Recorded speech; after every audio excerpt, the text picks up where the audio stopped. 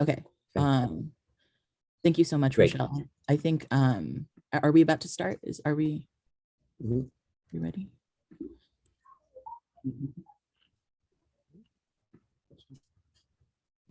Link to caption says captioner standing by. Okay. 1 sec. It's a good angle for you, Kyle. Is this okay? I mean, sure, honestly, Zoom is largely inaccessible, so I haven't used it really. Okay. Okay.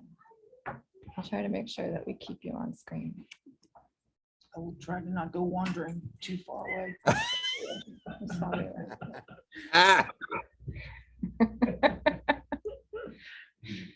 I do need to ask for everybody's help. Amanda, the Terp, and I think Rachel, you said, the captioner, I can't really see them. So if somebody starts going like this, let me know that I need to explain something, please.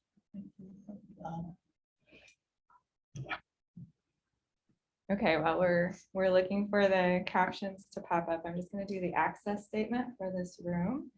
So my name is Dr. Nick Winges-Llanes. I lead the Critical Disability Studies program here at UT, part of the Texas Center for Disability Studies and the School of Social Work, Steve Hitt's School of Social Work.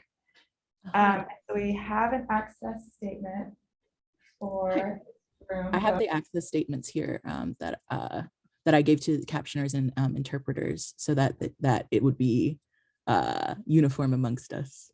Is it okay if I read them out? A lovely person, yes, go for it.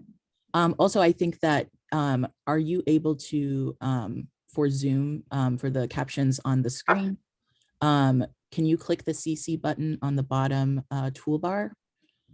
Do you see that? Yep.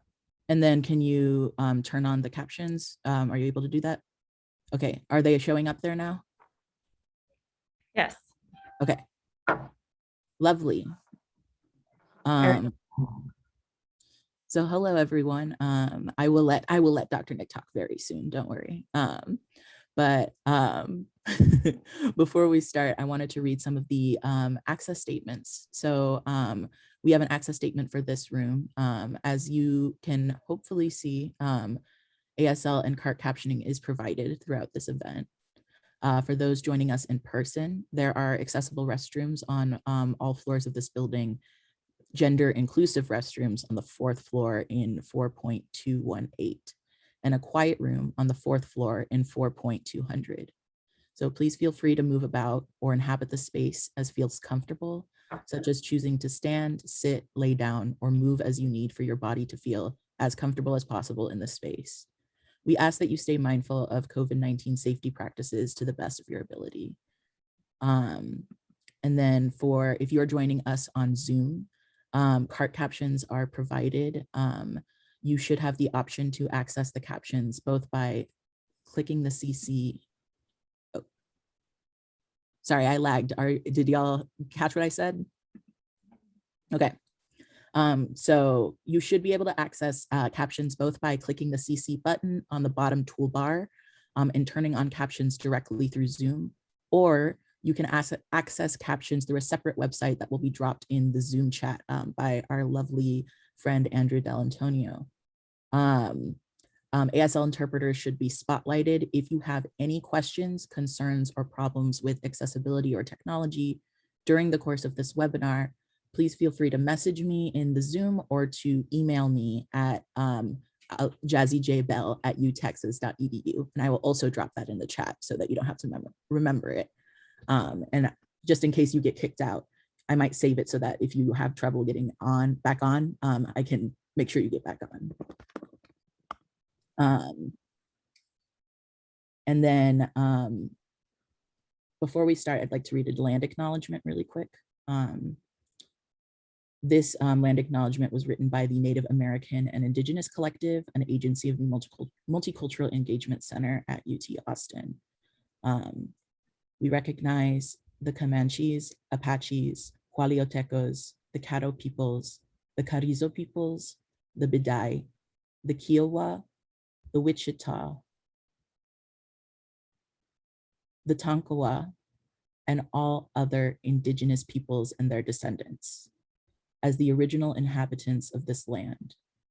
We acknowledge that the state and federal government has displaced and continues to displace Indigenous peoples. We acknowledge the historical traumas of colonialism.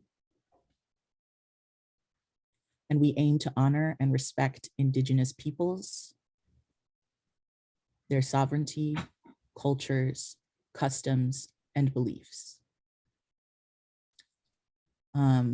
And then before we welcome Dr. Nick, we do want to give a really special shout out to the following departments for making Cal's visit possible. We want to shout out the Department of Philosophy, Cal's alma mater, I believe, the College of Liberal Arts, the College of Fine Arts, LGBTQ Studies, the Gender and Sexuality Center, and the Texas Center for Disability Studies. So thank you all so much for being here, and welcome, Dr. Nick. Yeah, this isn't really about me. I was just here to like help out.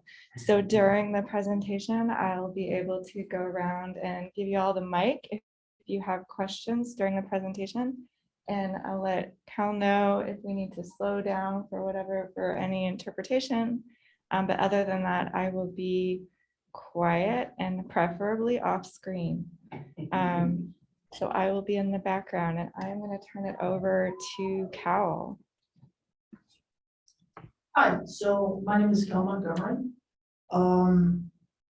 Just in case anybody wants to know what I look like, I'm a sort of stubble-headed Santa Claus shaped figure in a wheelchair. You will notice that there are not any descriptions of slides. That's because I didn't make any slides. So that's not me leaving people out, just more leaving everybody out together. I'm not very good at slides. We're just going to acknowledge that up front. So earlier today, I went over to the university co-op, as one does. And while I was there, I overheard a fascinating conversation in which some people were looking for the cow. And I was not really sure what to make of that, because first off, I had not heard that Vivo had come out as trans. But on the other hand, as I looked around, I also didn't think that Vivo would probably be in the co-op because the aisles looked far too narrow for his horns or her horns. Their horns, I don't know. And it just struck me again how easy it is to feel like you don't really know what's going on. Or sometimes as if perhaps somebody else may not know what's going on, because most people do not keep cows in stores. In my experience, if any of you are currently keeping a herd of cows in the store, I do apologize. But I've spent my whole life pretty much feeling stupid on and off. And sometimes, to be fair, feeling like other people are stupid. My last day of high school English, my teacher, as we left the room, said to me, she was a charming woman. She said, I hope you will do very well at your next school, where they apparently won't care if you're lazy and stupid.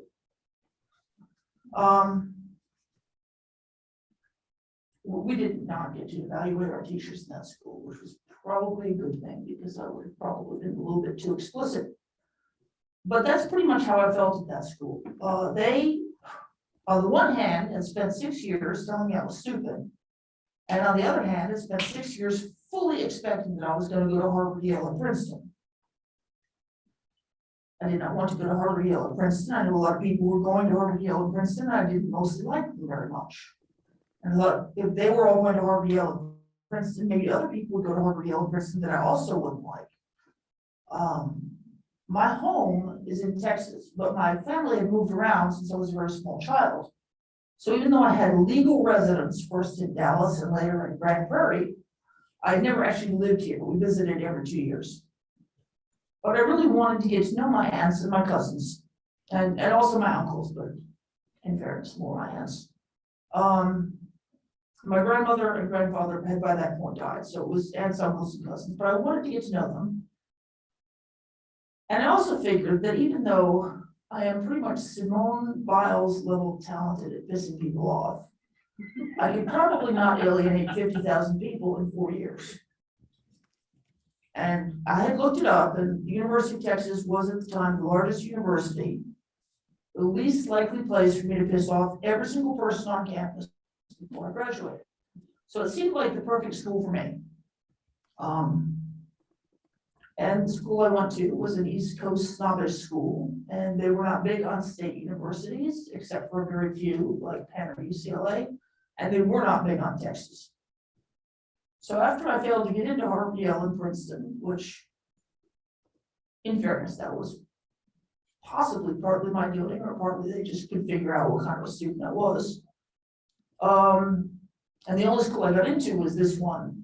We had a little meeting with Principal Clint Wilkins and my parents about how the school would probably never survive the scandal if it ever became known that one of their graduates had come here.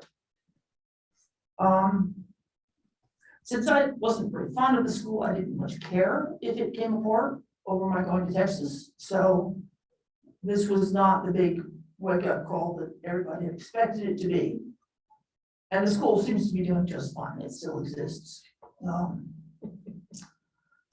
They have surprisingly never invited me to a single reunion, which is probably a good idea, given the sort of things I would do if I went there. But that's pretty much how I grew up. You know, on the one hand, I was supposed to be really, really smart. And on the other hand, I was supposed to be really, really stupid. And there's a lot of emotional tension in that. You know, you feel it's threatening to feel stupid. It's threatening to feel like other people perceive you as stupid. It's threatening to be forced into functioning like you're stupid because you don't have the tools that you need. And sometimes it's far worse than that. Sometimes it's dangerous.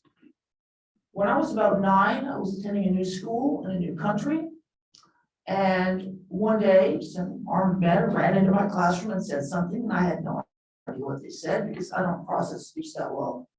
And everybody else jumped up and ran out of the building. So I jumped up and I ran out of the building, and everybody scattered. And I looked around and I'm alone in the street. And I realized they had told us to go home. And here's the thing. I lived in the building when school was. So I turned back around and the doors were locked. And that was one of those moments when I felt incredibly stupid because clearly everyone else had understood what was going on and I had not.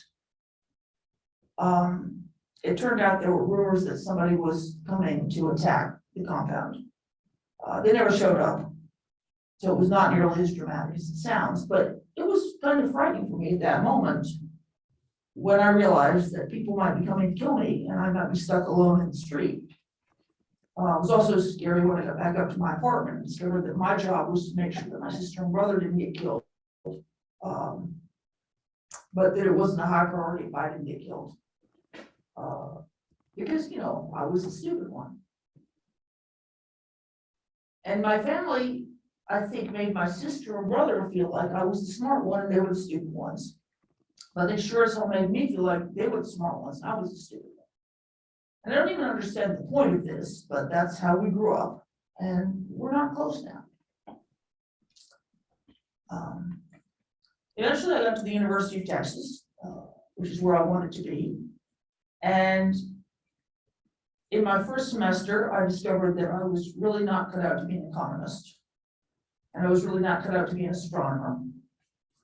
And I had no interest in mastering calculus. As far as I'm concerned, what happens under this curve can stay under the curve, because I don't care.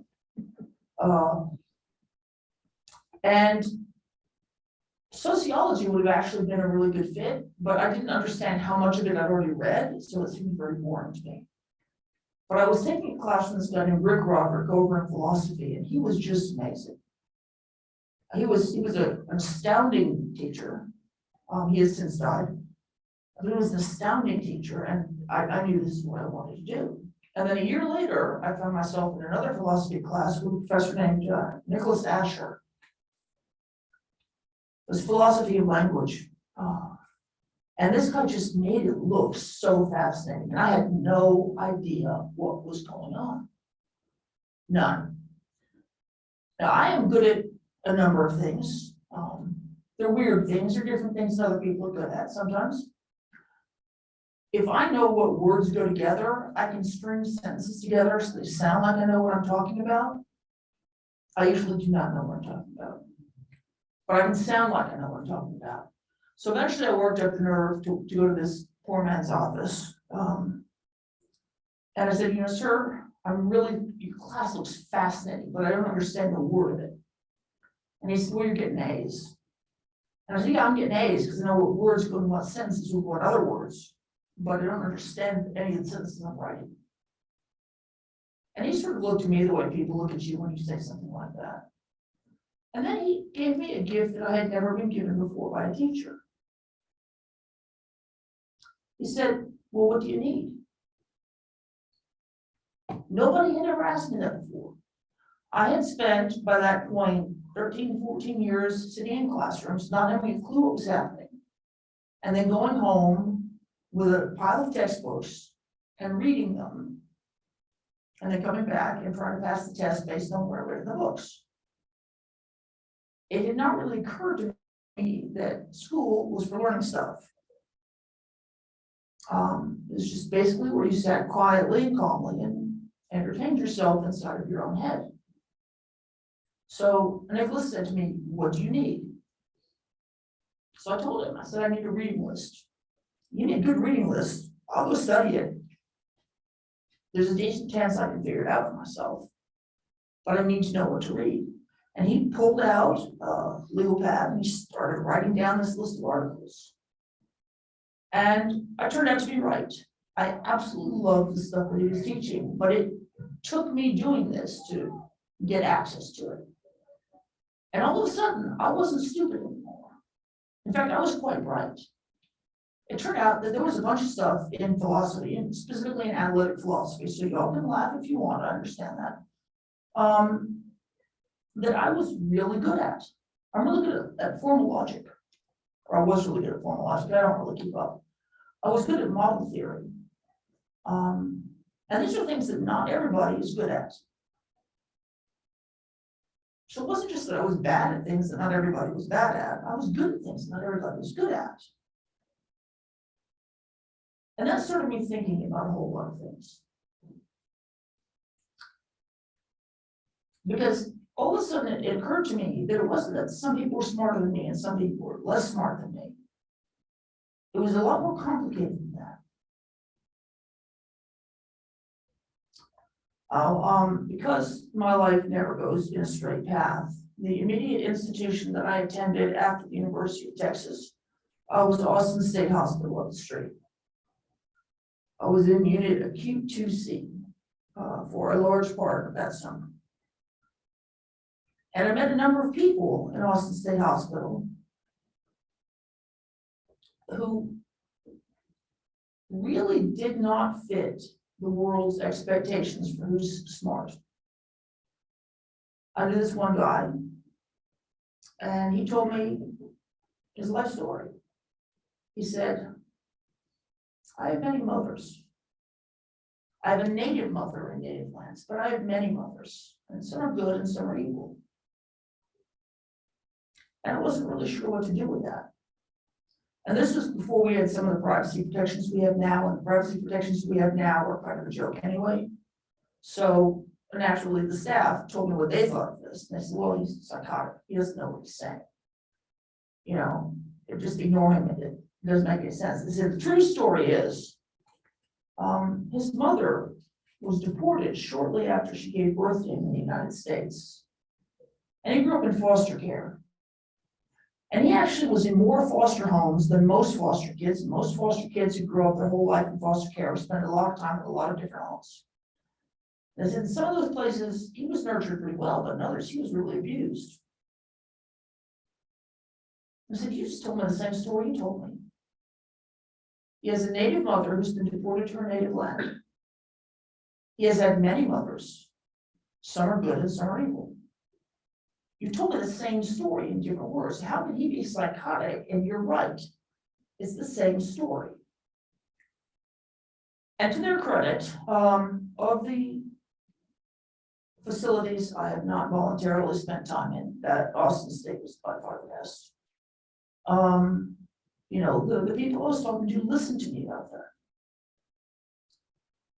There was a social worker there, he taught a class, we had a day program. I remember only 2 classes in the day program, there was one on Texas womanhood, which I did not want to be assigned to because I'm trans male, but nobody recognized that, so I was assigned to this. I lasted 1 day. It turns out that people who are training fingernail painting would prefer not to trade it with somebody whose motor skills are so poor that they paint their nails all the way up to the second knuckle. So after 1 day, I was excused from Texas ladyhood class, which is probably a good thing because I was never going to succeed in that class. But the other one was this guy taught by a guy named Floyd. And what he did, I don't know what they called it, but I called it DSM etiquette. He went through the Diagnostic and Statistical Manual of the time, which was, I believe, the DSM-3R, it might have been still 3. And he hit all the diagnoses that you were likely to run into in the state hospital. And he told you about them. But he didn't tell you about them the way they told me about them in my psychology classes on campus. The only one I really remember is the one for paranoid schizophrenia. And you know, the classic explanation for paranoid schizophrenia is, well, you know, people believe things that aren't true. They may see or hear things that aren't really there. You know, it's all about how people do not perceive reality correctly. That's the center story. And he said paranoid schizophrenia is basically the experience of being told that you're wrong about your core beliefs all the time. He says everybody will tell you that you're wrong. You know things, you're certain of things. You're as certain things as anybody in this room is of anything. And people will tell you you're wrong. He said, let me be blunt. The staff here are going to tell these people that they're wrong. So if you know about somebody, if they have paranoid schizophrenia, maybe don't talk about that. I mean, if you get asked, sure, answer the question, but you could also talk about something else. You do not have to talk about, are there people down the hallway trying to attack us? You could talk about football. And that core of etiquette, of trying to understand where the other person's coming from, even when they are coming from a place that is very different from where I'm coming from, has really stood me in good stead ever since. You know, I learned a lot in this place from Floyd and mostly from my other colleagues. But again, the state hospital is a place where I realized I wasn't that stupid. Very early on, I was sitting in the non-smoking section of the unit because this was a while back, and not only was there a smoking and a non-smoking section of the one room we were allowed in, but they gave us cigarettes. In fact, that was pretty much the only thing they would give you if you behaved yourself, was cigarettes. So I sit in the non-smoking section and I noticed that all the people are slowly picking themselves up from the non-smoking section and wandering over to the smoking section. And I thought to myself, something is going to happen. I don't know what, but it does not look like I want to be here when it does. So I picked myself up and I wandered over to the smoking section. We all crowded ourselves in. And a couple minutes later, the psychiatrist came out from behind the plexiglass that used to hide behind, which I guess about a week before I got there, somebody got through the plexiglass. So they were very nervous about it. They had thought it was bulletproof, but it was apparently not bulletproof enough. Which is one of my favorite things about the plexiglass, to be honest, because these people annoyed me. But so he came out from behind the plexiglass and he went over to the one person who's still in the smoking section. And I don't know what he said to her. It was probably friendly because he was a nice enough man. And she threw a table at him. And I thought, well, I'm not the stupidest person in this room. And the reality is, it's not that I was smarter than him, and it's not that he was smarter than me. It's that we knew different things. I knew, for instance, that when that you can read how somebody is going to react sometimes by reading how the people that know how they're going to react are reacting to them. And he apparently did not know that. He knew a lot of other things. He knew some things about alternative medicine that I did not know. He knew a lot about, actually, I'm not even sure anymore what, but he definitely knew a great many things that I did not know. But there were clearly some things that I knew about that he did not know about. And slowly, my whole approach began to change. So eventually, I was supposed to be in there for the rest of my life, but one day, the place I was in burned down, and I do have an alibi for the record. I did not start that fire. And the first few of us to get places to stay got out. And I was highly motivated to get out because I did not want to be there.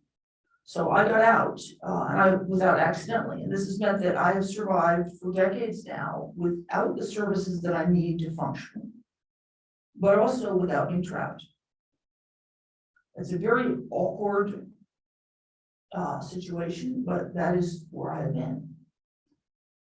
So obviously I need to get a job. Well, it turned out that my history was too spotty for me to be trusted with the merchandise that we sold in stores at minimum wage retail. So I got a job working in a group home. It's apparently giving me control over 7 people was not nearly as scary as giving me control over a mass market paper product, which is something that we really value in our society. So I should not have been hired there, but I did my best. And once again, I'm meeting people that society has always told me are not very bright. And they certainly don't meet the stereotypes for being very smart people. And they all were. You know, some of them did not speak at all. Some of them spoke, some of them spoke, but it wasn't really clear what they meant. But if you got to know these people, they all had perspectives, and they all had ideas, and they all had attitudes, and they all had things that were important to them. But you know, most of us never got to know them. I remember there's one point I was working in the house with a woman, and I'm supposed to be the functional one in charge of her. She had grown up in Fernald State School, which is a developmental center in Massachusetts. And in Fernald, like in many of those places, they house people in cottages, which were basically these big buildings with big old dorms. And she used to run her cottage at night. Just like at the state hospital, the staff at these places tended to stay behind the plexiglass. And so if somebody wet the bed, or somebody had a nightmare, or somebody had a medical emergency in the middle of the night, this was the person who took care of them. I was not that functional. And I knew I was not that functional. And I had a better education. I had a higher IQ because I was tested when I was inside. I'll tell you something, getting an intellectual disability diagnosis after you have your bachelor's degree is a whole different experience than getting it before you start kindergarten. And I knew this, and she knew this. We both knew this. We both knew we were in a structure where I was regarded as intelligent, she was regarded as not. And therefore I got paid to be there and she did not. And therefore I had certain power that I could exert over her if I chose to, and she did not.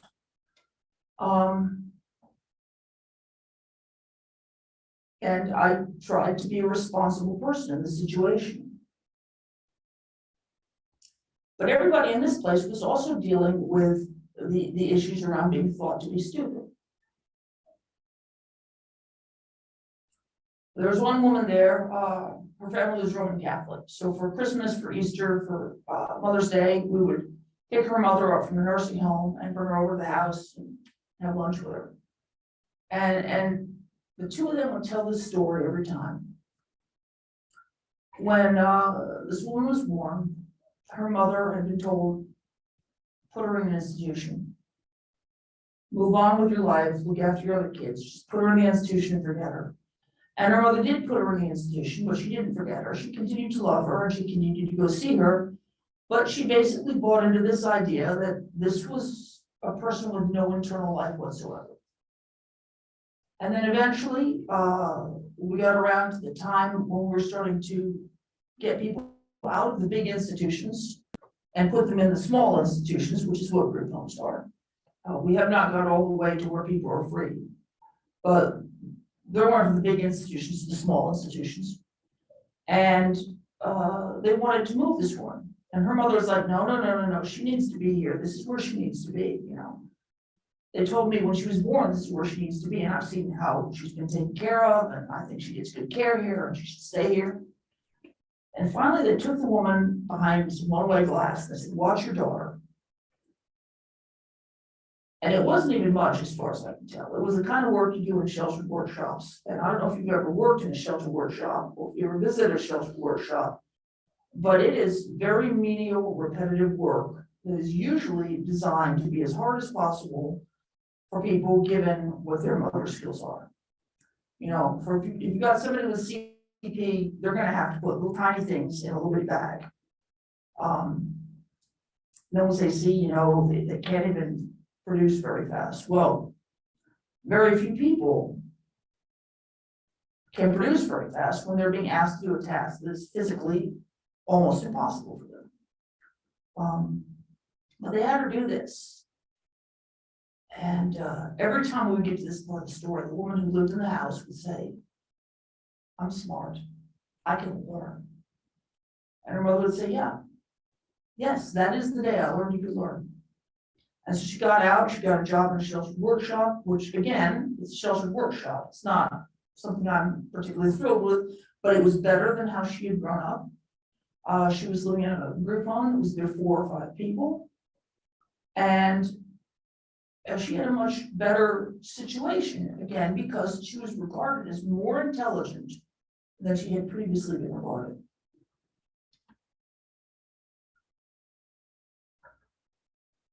And we see a lot of people like this. One of my heroes is a fellow named Roland Johnson. Does anybody know that name, Roland Johnson?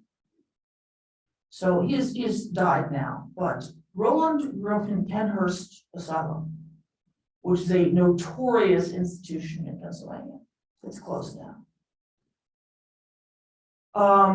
He was a black man. And he has written with Carl Williams a memoir of his time in Penhurst called Lost in a Desert World. It's available online.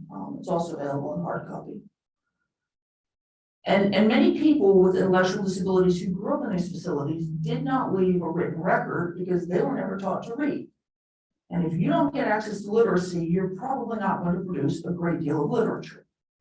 Or in the written sense, you may produce oral literature, but you're not going to produce written literature. But Roland worked with this man, Carl Williams, to produce this.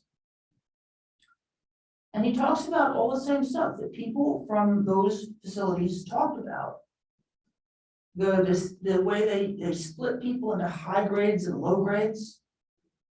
Now where I was in the psych system, I was not in the DD system. We had chronics and acutes. I was a chronic. At the time I went in, the acute chronic line was 60 days. I mean, it's 59 days before I became a chronic. Now it's like 4 days, 5 days. People move from acute to a chronic very fast. At the time that I went in, if you made it to chronic, there was a decent chance you were never getting out. They really, if they liked you, pushed to get you out in 59 days. Today, of course, almost nobody will pay for a stay that's 59 days long. But at the time, you know, if you didn't want to stay there for the rest of your life, you try to get out. And they had high grade wards and they had low grade wards. And the high grades, which was there, and it's an offensive term, and I'm using it on purpose because it is the term, were made to feel superior to the low grades. And so sometimes if Roland were to do something the staff did not like, he would be punished by getting shipped to a low grade ward for a while. But also as a way to save money, and this happened both in the psych and the DD systems. they had people provide care for one another. And so Roland got a job at one point. He did things like on Sundays, when the low grades families would come visit them, he would dress them. Because nobody bothered to put clothes on these people the other 6 days of the week. But they would get dressed if their families were going to see them. And this is where many of the self-advocacy movement's early leaders became leaders. They were pretty much forced into becoming leaders in by a structure of an institution that was just trying to save money. It was just cheaper to have, and you know, sure, nobody thought Roland was capable of much, but then nobody thought the people Roland was looking after were worth much. So it all sort of made sense to people. So when he got out, he was introduced to self-advocacy, which is a movement of people initially with intellectual disabilities, increasingly intellectual and developmental disabilities, and now we use the same word over in the neurodiversity movement, which just confuses the hell out of everything. But who, having watched their parents and their family members take control of the narrative from the professionals who had previously been the experts, they said, we're speaking for ourselves. This is where person first language came from. This is in the 1960s and 70s. It's people saying, we are people first.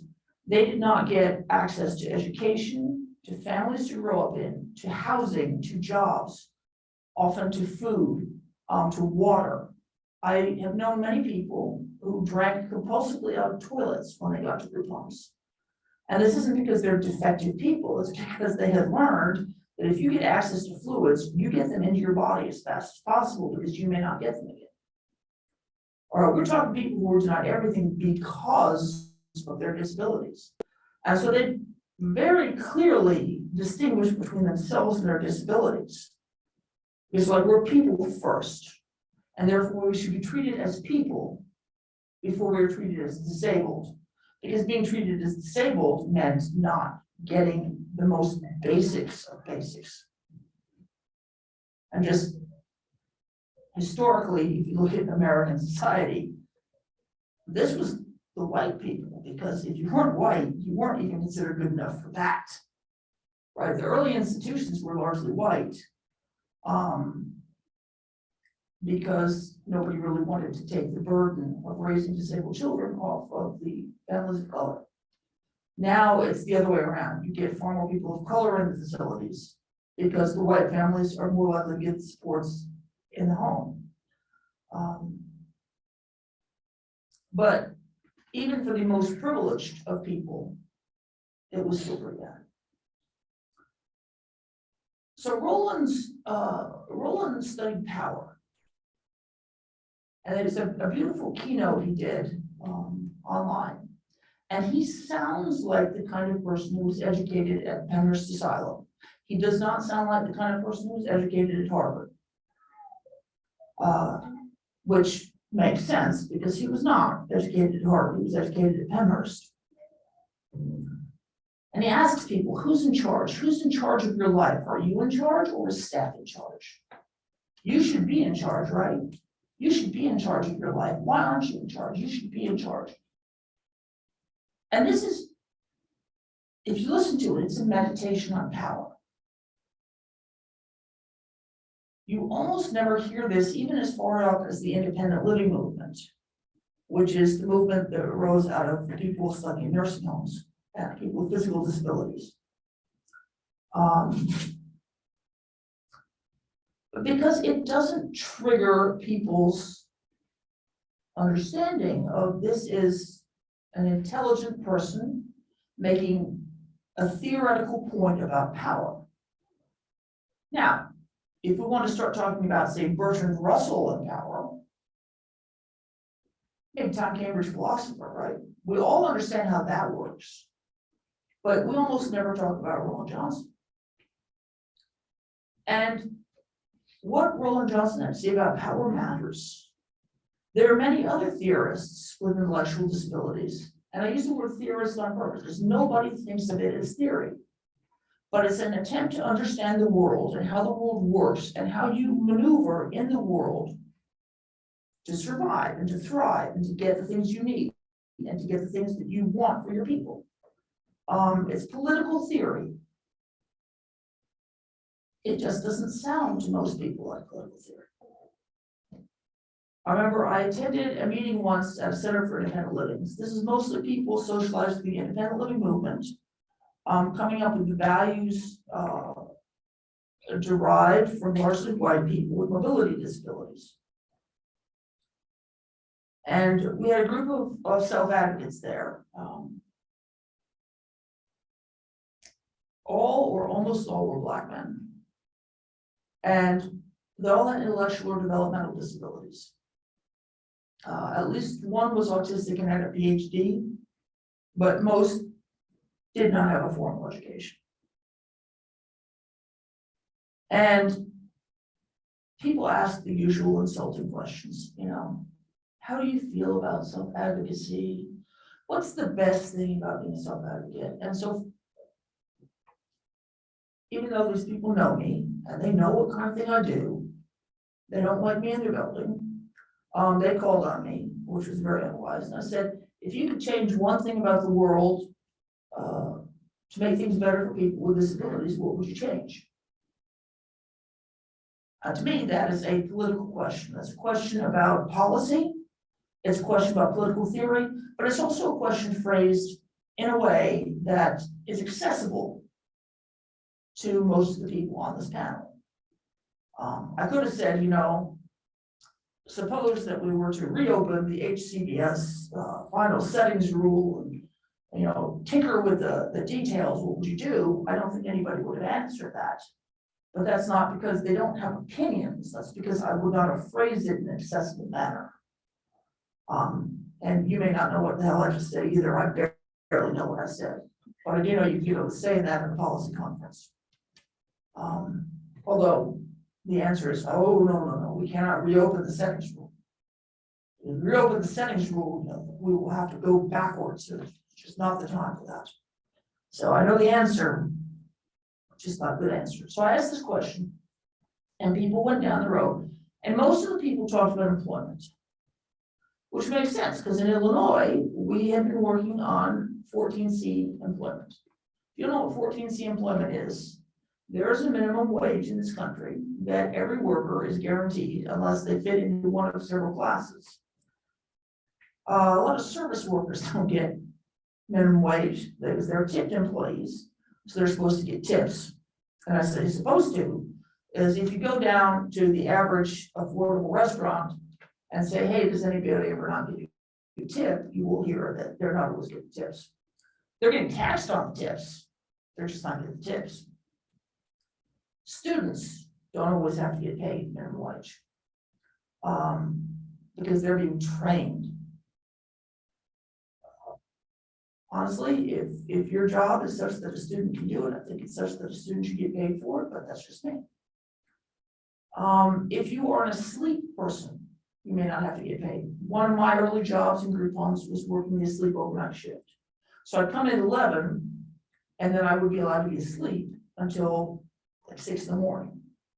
So I would get paid less than minimum wage for that time. And then I would get up and I would help people with their ADLs in the morning breakfast, get them out the door.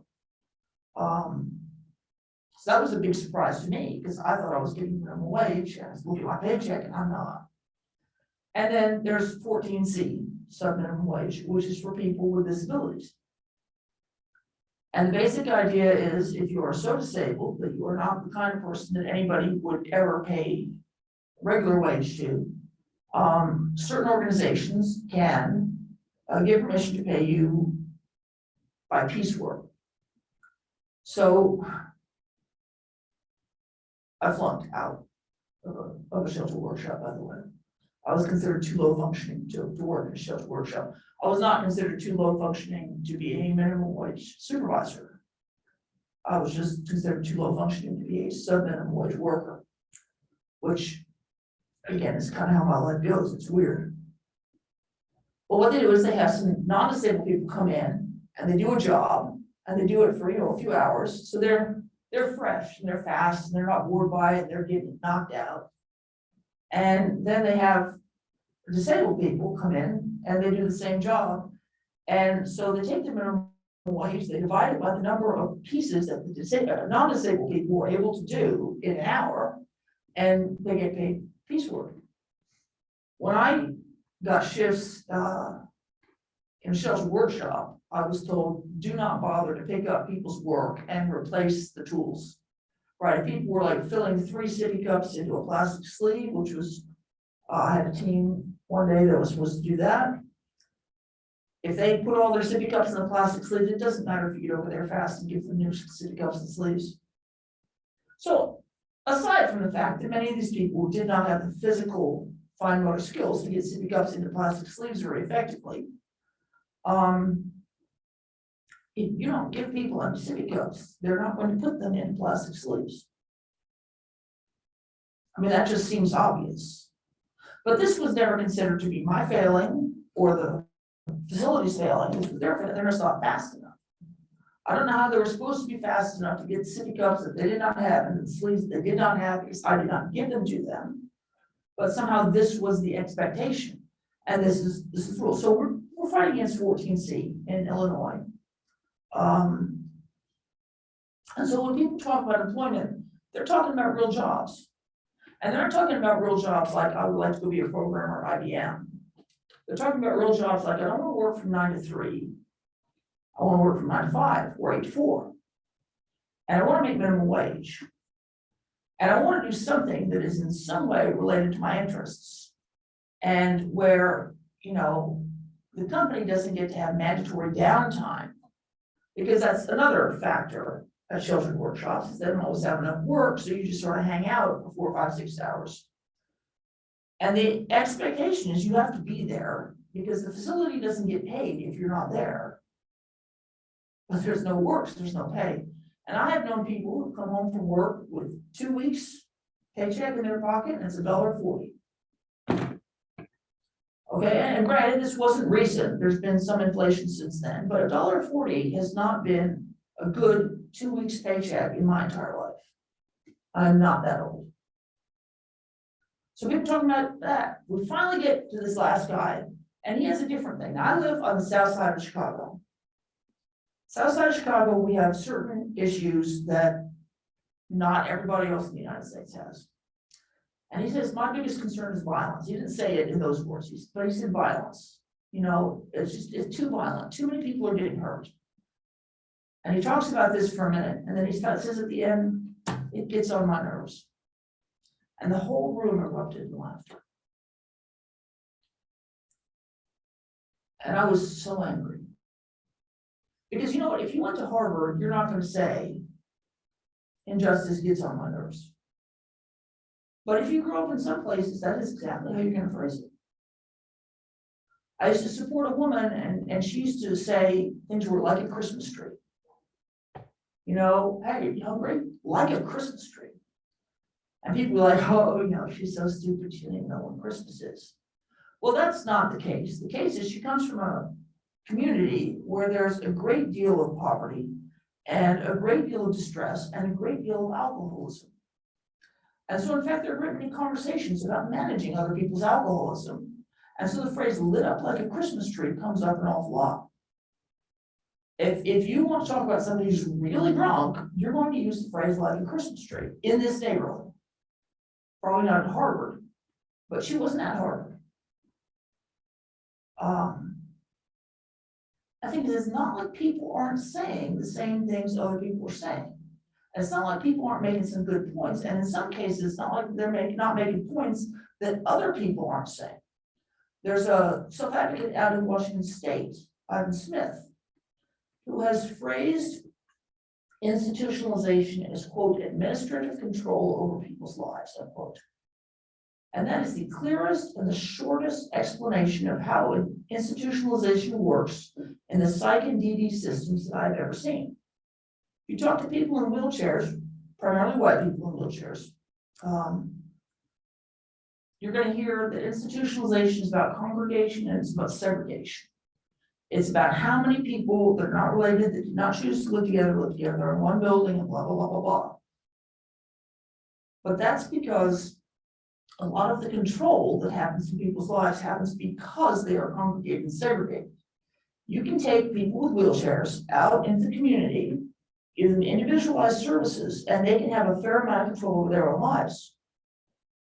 But when we try to move people with psych labels and people with intellectual and developmental disabilities out of institutions, we reproduce the control in the community. Now, part of that is because we use group homes. And again, group homes have shared staff. You have shared staff, there's a limit to how much control can be provided because you have to negotiate with your housemates. You cannot say, I would like to go to this book club every Thursday night because there's one staff and there's 3 other people and you all got to go together or not at all. If you don't have your own supports, there's a limit to how much self-determination you can have in any area where you need those supports. Plus, most of us do not go to book clubs to hang out with our roommates, even if we have roommates. We go to book clubs to talk about books and meet new people and things like that. But if you're always having to go with your 3 roommates everywhere, or you know what it was me, it was much larger groups because my group homes were all 30-person facilities. You know, it's very hard for people to approach you. It's one thing to strike up a conversation with one stranger. It's another thing to strike up a conversation with 30 strangers. Most people are not going to do that. Sorry, blanking on what I was trying. So I think my point is, it's not that these are not intelligent people. It's that they express their intelligence in ways we don't expect. So let's come back and think about this room. Who did we plan for to be in this room? We planned for people who can either understand spoken English or written English, or, and I'm not sure what sign system we're using, possibly ASL, possibly SIMCOM. If you only speak Spanish, this was not accessible to you. If you were in Austin and you had access to the sign-up facility, then you could probably come to this. But if you're not in Austin and you don't have an internet connection, then this event was not accessible to you. If you were in Austin and you would really like to come and you heard about it, but you're anxious because you feel like you're the sort of person that the people at the university are going to look down on, and so you're afraid to come into this room, in a real sense, this event is not accessible to you. We plan for certain kinds of people. And then the people who have the natural capacities or the enculturated capacities to thrive in these environments are who we end up thinking of as smart. Right. My father was born in Dallas in 1934 to a working class family. He was a first-generation University of Texas student. He got through using the naval ROTC. He was the first person in his family to go to college. When he graduated high school, his sister Nancy gave him luggage. And I remember him telling me years later with tears in his eyes that that was the most loving gift he had ever had, because he wanted out of Dallas. He wanted to go to university. He wanted to move on. Now, I was born in 1967 in Washington, D.C., in a middle-class family. Both of my parents were college educated. My father had been to graduate school at that point. It's a completely different life. It's not that I'm smarter than my father was. It's also not certain that I'm less smart than you, but although I understand that you sometimes thought that. But I had a far easier time getting through than he did. I mean, for one thing, he was having to pay, and I got a lot of financial support from my parents. When I came here and they said, you're supposed to spend 15 hours a week in class and 30 hours a week outside of class studying, I said, 45 hours a week, I have 45 hours a week. If I had a full-time job and I had family responsibilities and I couldn't afford to live on campus, but I was living, 60 miles outside of town with an unreliable vehicle, I might not have had 45 hours a week to study. And so that's an advantage that I had right there because I was the kind of person that they planned for. And so as we look around the room, we can see who's here. And we often don't see who's not here. Or if we do see who's not here, we think, well, they're not the kind of people who should be here. Or they're not the kind of people who want to be here. They didn't try hard enough to be here. That's pretty much never been my experience. I mean, there are certainly people anywhere you go who don't want to be there. But generally, if it's a place that certain kinds of people want to go, other kinds of people want to go too. But we usually don't see the kind of representation that we would expect. And we all grow up with this and we all come to see it as normal. Like if you ask people at Centers for Independent Living, how many people with intellectual disabilities do you have on your professional staff? You gotta say professional, or well, yeah, our janitor, but that's not the same thing. How many people do you have on your professional staff? Like they'll look at you like you're weird. Able Center out in South Carolina has one. She's also not your typical person with an intellectual disability because she has an advanced degree. All right. Technically, I fit into this category of, I don't have a job, but still, I have too much diversity, which is possibly the scariest thing I've ever heard in my life. I mean, seriously, you look at me and it's white people in wheelchairs and I'm too much diversity. Where the hell are you? Because, I mean, if you said too much of an asshole, I would buy that. I've met me. But too much diversity is not true. I'm usually okay with people excluding me as long as it's personal. But if it's demographic, then I'm like, well, that's not fair. And they hate me, so I'm never getting hired now. But realistically, no, this is concerning. They can't even imagine this. And it's not that people can't do this stuff, right?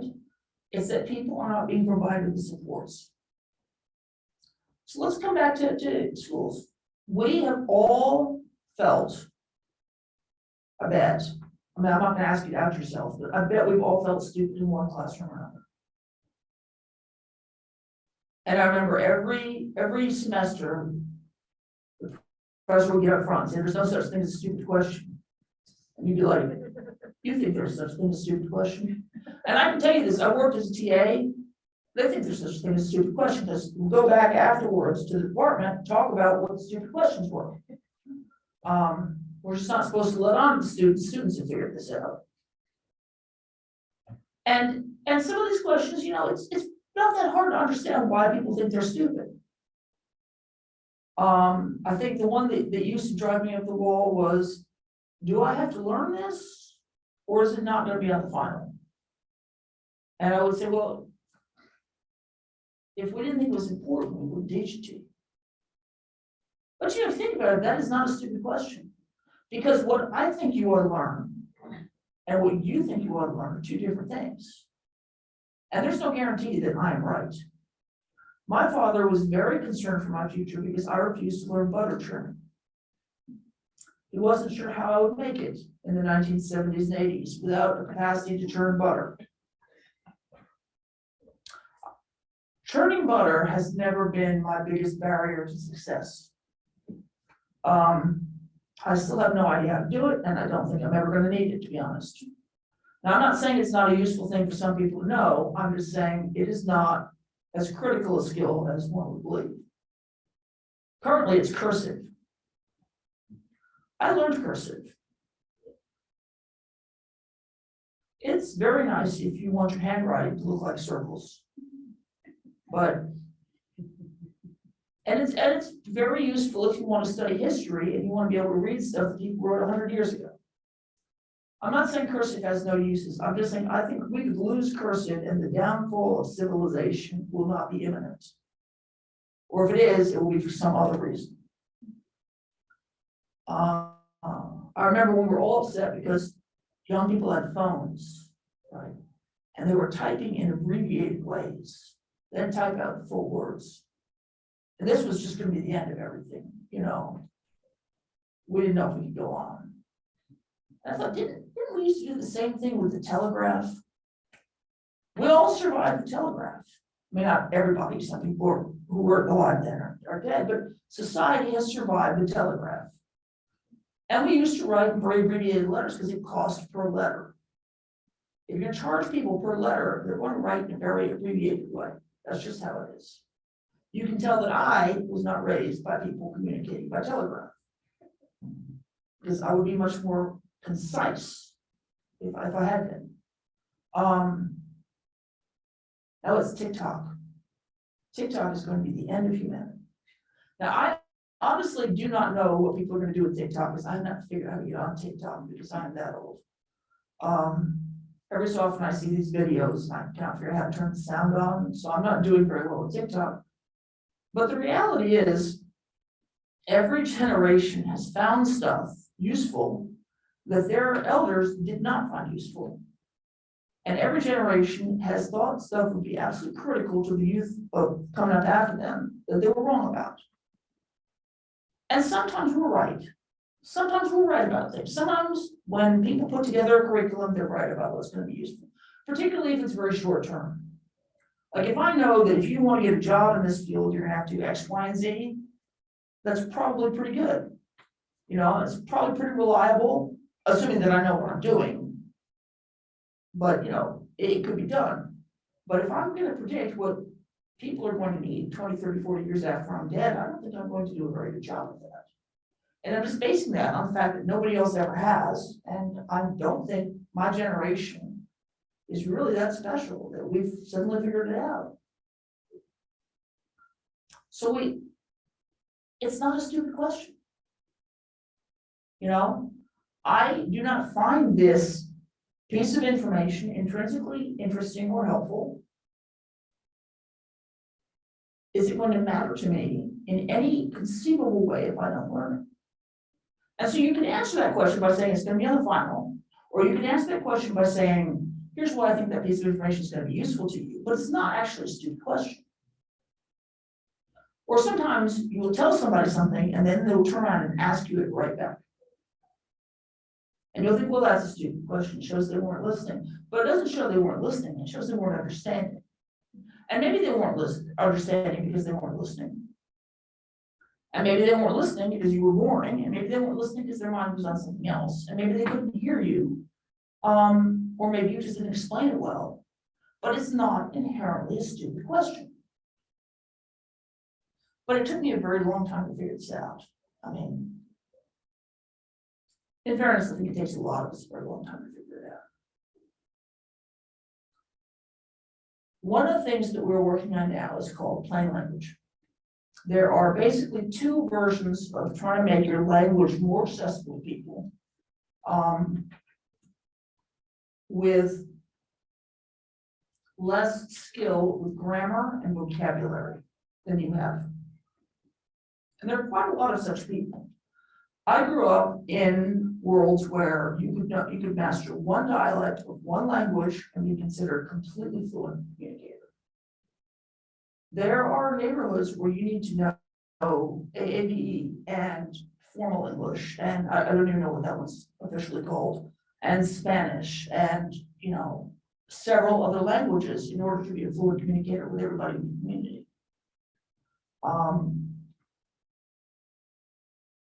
I am very good at the grammar and the vocabulary of the one dialect that I know.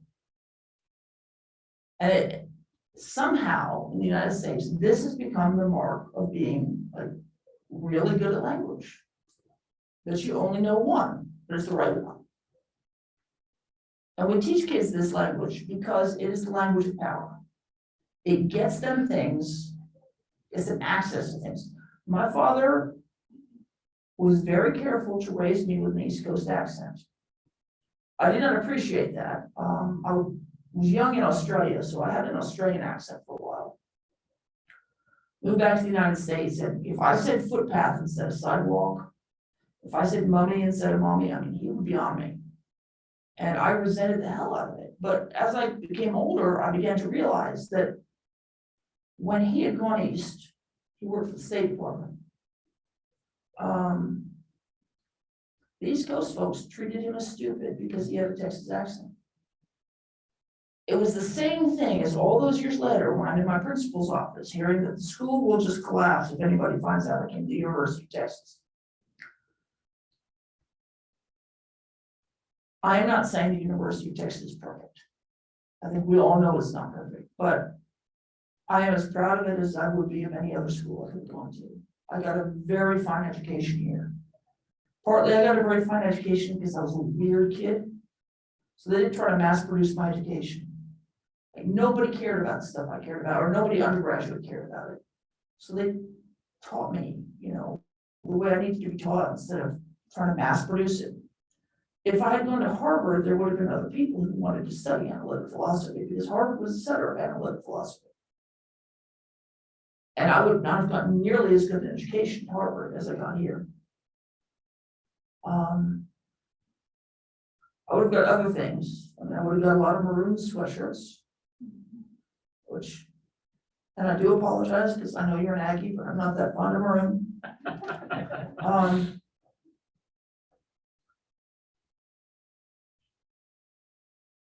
And I would have missed out on some of the most important things in my life.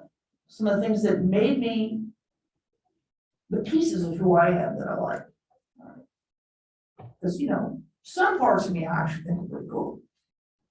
We'll not go so far as to say all of them because I've met me, but some of them. So there's plain language, and plain language is a general meaning, which is basically pitch your language to your audience. You know, use language that they know. We don't do this in the disability rights work that I do. It's amazing how hard we try to make policy. And yes, some of it is just because it's easier to say HCBS than it is to type out home and community-based services every single time. It just is. It's easier to say 14C than it is to say sub-minimum wage based on disability. It just is. And so when you're around other people who speak the same jargon, there's really nothing wrong with it. In fact, because the federal government uses this jargon, it's actually quite useful to have mastered it. But then we've got all these people that cannot do policy work. And why can't they do policy work? It's not actually because they can't do policy work. But if you ask most people a question that is pitched to their interests and their knowledge, like could Batman beat Superman, they're going to have an opinion. If you have an opinion as to whether Batman could beat Superman, then you are able to compare two different ways of doing things, two different ways of equipping yourself, and see which would be more effective in a confrontation. And that's policy work. If you can answer the question, well, what would happen if we changed this rule? What would happen if we stopped making students turn in proof that their relatives had died in order to get a day off class? Most students have an opinion on that, which means most students can do policy work. In fact, pretty much everybody I've ever met can do policy work if you make it accessible. But if you go in there and say, so the problem is, you know, it's a Part C SIL, and, you know, so the funding stream is different. And, you know, most people are not going to know, and they're going to feel stupid. Or they're going to feel that, at least if they're not stupid, you're going to treat them as stupid if they start asking questions. They're going to feel like you don't want to include them. They're going to feel like they're not welcome. And these are for reasons. I had a student once when I was teaching, and I had assigned a different textbook. They gave me my own class one semester in grad school, which I promptly then failed out of grad school, whatever.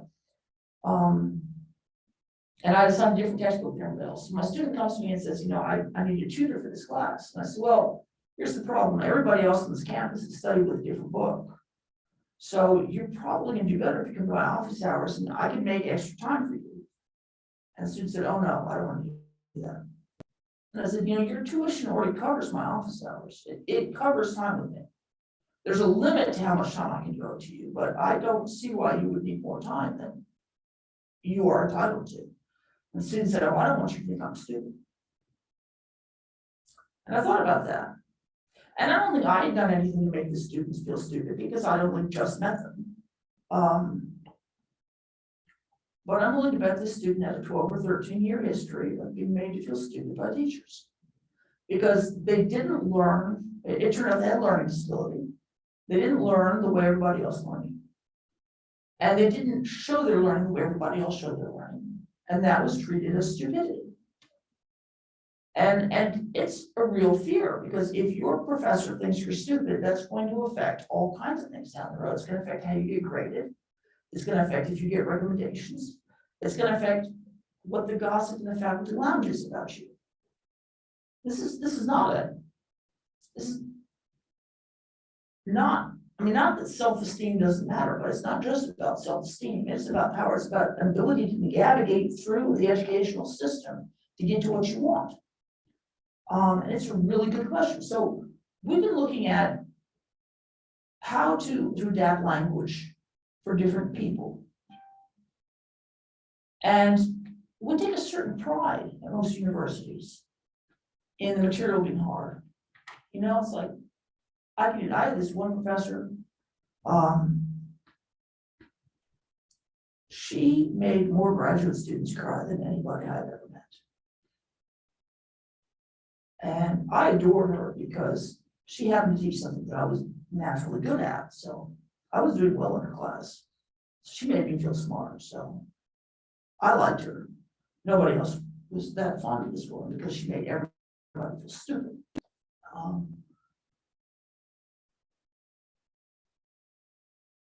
And she was an ideal professor for me because I did really well with a whole lot of detail and precision.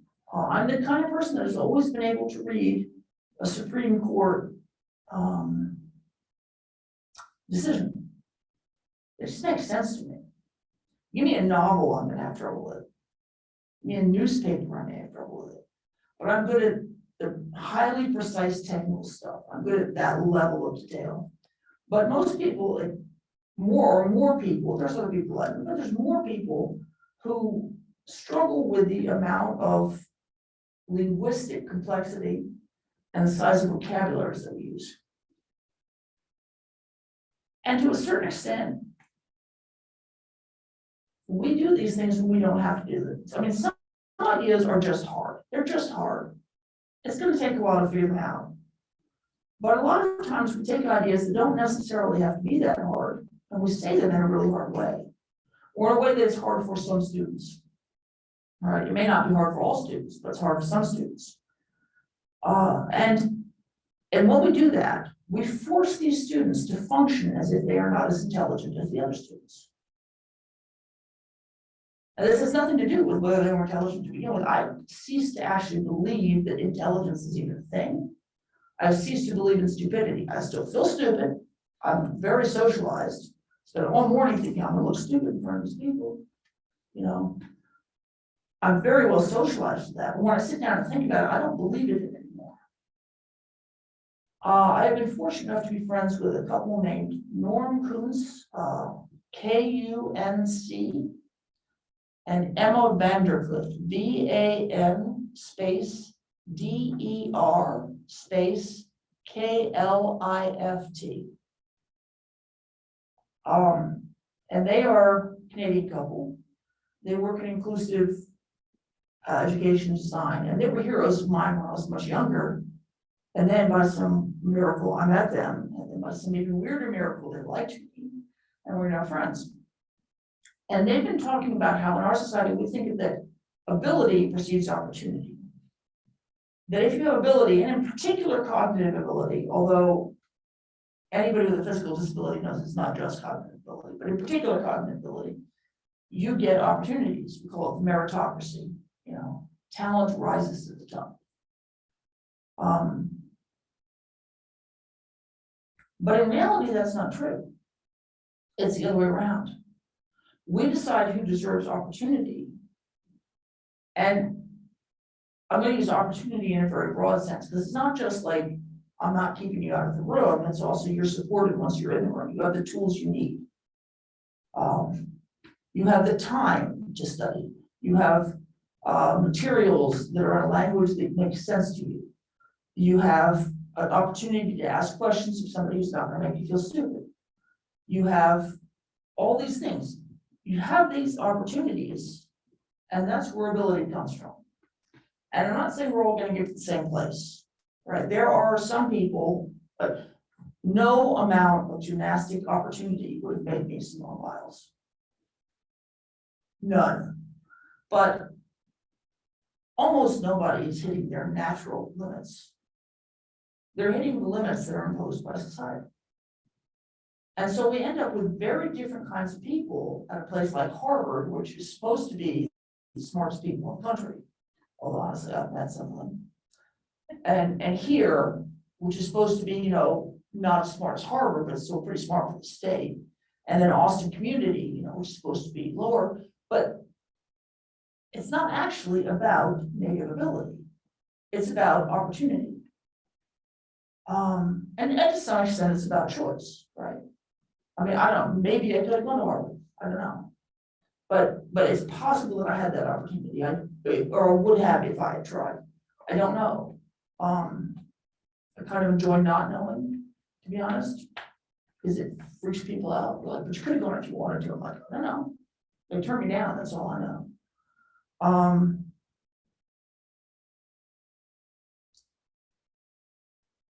So we're working on being more communicatively accessible. And we do this with a lot of things. We have interpreters, we have captioners. Sometimes now we record these things in advance, and then the Q&A is later, which gives people time to process who don't process quickly. Because some people, they just take longer to process things. Sometimes we use simpler language. Sometimes we use more familiar words that are familiar to more people. If you and I are going to talk about policy in the home and community-based service system, I'm going to have to introduce you to the term HCBS, but I can define it for you. If I define it for you clearly enough, then I can include you. If I just say HCBS and you didn't already know what that means, it's not going to help. It's just going to be a big neon sign saying go away. We don't want you here. We're working on Easy Read. Easy Read is simply for people who really struggle to have access to any written material. It's got visual cues. It's in very simplified language. What I've seen as a recommendation for non-disabled people for plain language is you shoot for about 8th grade reading level. For disabled people, you shoot for about 6th grade. But honestly, it should be cued 2 words in front of you. We have people who are not yet being offered an academic education. 2 of the other people that I know are middle schoolers, a young woman named Carrigan Rowan in Maine, and a young man named Bobby Lucas in Ohio. They're middle schoolers with Down syndrome. And they have fought to be in the regular classroom and to be treated as equals in the regular classroom. And they spend a lot of their time navigating other people's ableism against them in the schools. And the time they're spending on that, they are not spending learning anything. Bobby, in particular, spent a significant amount of time in segregated classes. He did not like segregated classes. He and his family fought hard to get him back in mainstream classes. He's in mainstream classes now, and when he got told he was going to be included for the full day, he said, I'm smart again. And I remember sitting down and thinking about that, because the easy way to take that is, oh, I feel smart. I feel smart. I feel like you've recognized my intelligence. But the reality is, in the segregated classrooms, they were carefully not giving him the grade level vocabulary because they didn't think he was capable of using it. And he was not learning it. Because in general, if you're not exposed to a word, you're never going to learn it. In the mainstream classroom, he encounters these words. and he learns them. His test scores have gotten better. His understanding of the material has gotten better. His understanding of the world around him has gotten better. He comments more on news events now, right? He literally is smarter in the regular classroom than he was in the segregated classroom. Bobby himself did not change. And on a larger scale, we've seen this over the course of my lifetime. In 1982, the TV show St. Elsewhere put out an episode about a family. They had, I think, 2 daughters. St. Elsewhere was a medical drama. The family had 2 daughters, they wanted a son. They got pregnant, it was a boy, but then they did testing and found out that the boy was going to have Down syndrome. And what follows is the most appalling bit of bigotry, because we already knew in 1982 that this was not true. They talked about incredibly short lifespans, about never learning to speak, about possibly never learning to walk, and about never learning to recognize your loved ones, about never being able to have a relationship with other people. And there are people that we still think of that way today, although in my experience, again, the issue is that we have not figured out how to support them. But at the time, this was not the prognosis for a baby born with Down syndrome. This was the prognosis for a baby born with Down syndrome at a time when being born with Down syndrome meant you got tossed in an institution and left there for the rest of your life. By 1982, we had the IDEA, so schools had to take children, which meant that you could have all the adults in the household working at least 6 hours a day and still have your disabled kids at home. Because prior to this, schools didn't have to take these kids. And so many of them ended up in institutions because the parents had to choose between putting a roof over their other children's heads or raising this child at home.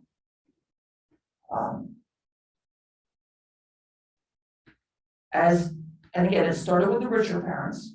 People began to demand more and more services. And this partly came out of the polio epidemic because people were already attached to their kids by the time they got polio. Whereas they weren't attached to their kids when they found out they had Down syndrome. So the kids with polio were more likely to be fought for and kept at home. So in 1982, we had kids growing up at home and being nurtured in ways that we had not seen, at least since the era of the medicine that people wanted in this country, which is an actual era that we are still contending with today. And we knew that people with Down syndrome could do much more than was described here. And on the show, the family decides to abort the pregnancy because they don't want to deal with somebody with that degree of disability. And there was a great protest. So this is not accurate. You know, people deserve accurate information. When they're making decisions like this, they deserve accurate information so that they can make choices that are in line with their values, their informed choices. And Tom Fontana, who was the guy behind that show, said, yeah, but this is a lot more entertaining. And the thing is, it's not. It's a cliche. It's a cliche we've seen so many times. Today, we know people with Down syndrome who are lobbyists. We know people with Down syndrome who are teachers. We know people with Down syndrome who are models. We know people with Down syndrome who are politicians. We have not figured out how to support every person with Down syndrome to reach this level, right? But we certainly can do it for many. And back when I was born, we didn't know how to do it for anybody. We can talk diagnostic shifts about a lot of disabilities, but Down syndrome is chromosomal. People with Down syndrome haven't changed that much. Bobby Lucas has not changed that much. What has changed has been the supports and the opportunities that he's been given and the chance that people get to function as intelligent, to be seen as intelligent, to be treated as intelligent, to feel intelligent, and to do those things that in our society you allegedly need to have intelligence to have. So obviously my long-term goal is I want to see people with all disabilities showing up on all campuses. I want to see the full diversity of Texans, whoever the hell that is by then, but the full diversity of Texans represented on every university and college campus in the state. Right? I would like to see more melanin in a room like this, but I'd also like to see, I think we're probably statistically about right for wheelchair users. We are not statistically right for people with intellectual disabilities in who meet the typical stereotypes, I don't think. And that's my guess, because I don't know wrong. It does not look offhand like we have any blind people in here. Most people seem to be looking at me, so I'm guessing nobody hears that. Right? I don't know for sure who's watching or who will be watching later, but that's my long-term goal. But for right now, how many students are we making feel stupid, learn less, function as stupid, and miss out on things that they could do and that they have within them that they would like to offer to the world or would like to achieve for their own selves, because that matters too. Because we have certain expectations about what students are like. And they're shot through the educational system. When I first got here, they explained to me how, this is a long time ago, we had worksheets for figuring out our schedules. And so there's a sheet of paper and it had 5 days across the top and every, I guess, half-hour blocks so that we could have 98-minute classes and 60-minute classes.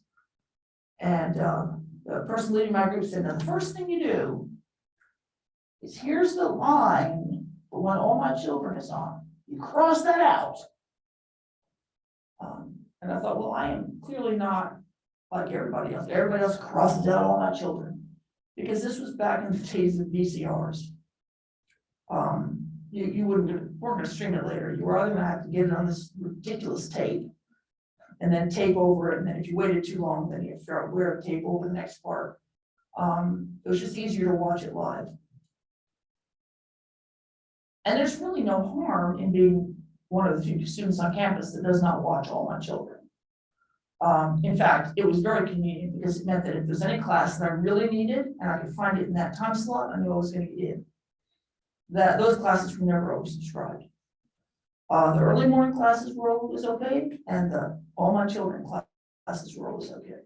But there are a lot of these expectations that are far more significant. For instance, I have a real trouble with fluorescent lights.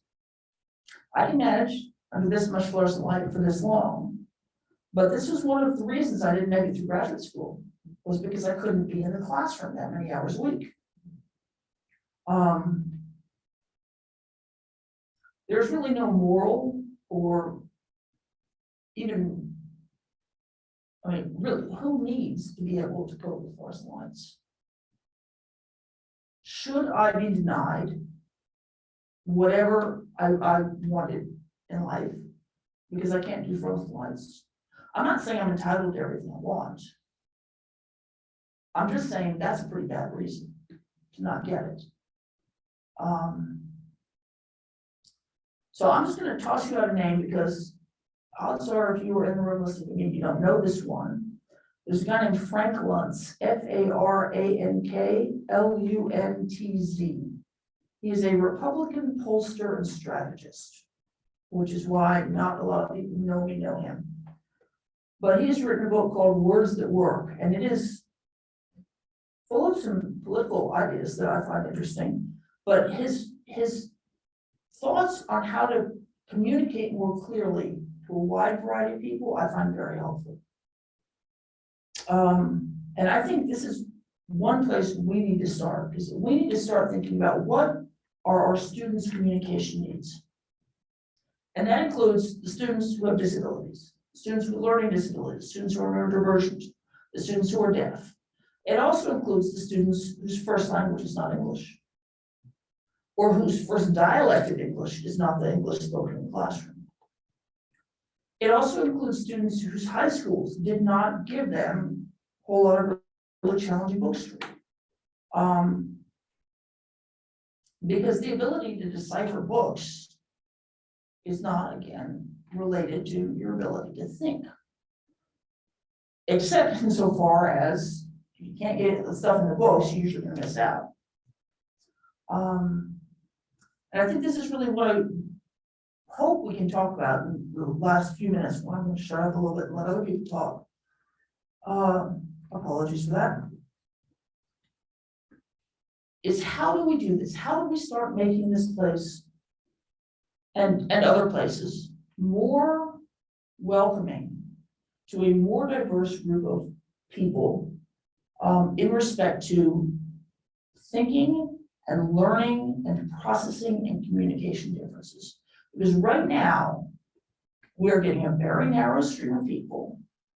I mean, there are a few people from outside. I mean, I will know, for instance, Helen Gurma, who's a deaf-blind lawyer who graduated from Harvard. She does not fit the Harvard stereotypes. She does not. We have some people who make it, but we all know these folks are exceptions, right? And they're not exceptions because they're not the kind of people who should be there. They're exceptions because they're not the kind of people who are welcomed in. And the more narrow our thinkers are as a community, the more narrow our ideas and our answers are going to be. And the more narrow our ideas and our answers are going to be, the fewer options we're going to have for how we can go in the future. Because there just are ideas that some people have that other people do not have. And the people who do not have those ideas don't even know what they are.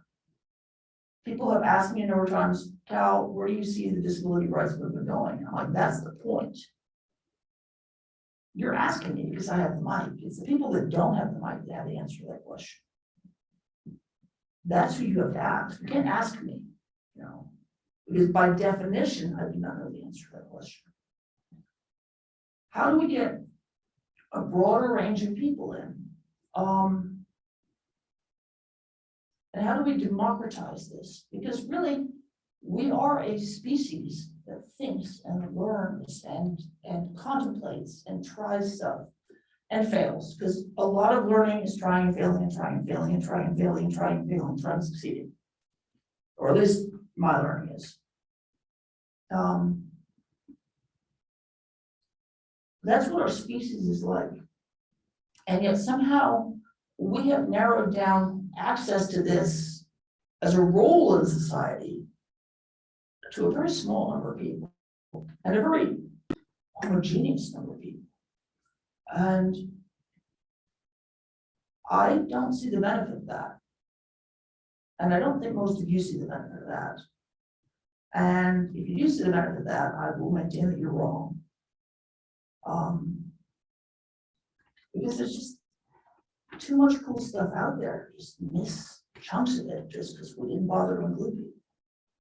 All right, so I'm gonna shut up now. Finally, everybody take a deep breath of gratitude, and I'd like to know what you all have to say.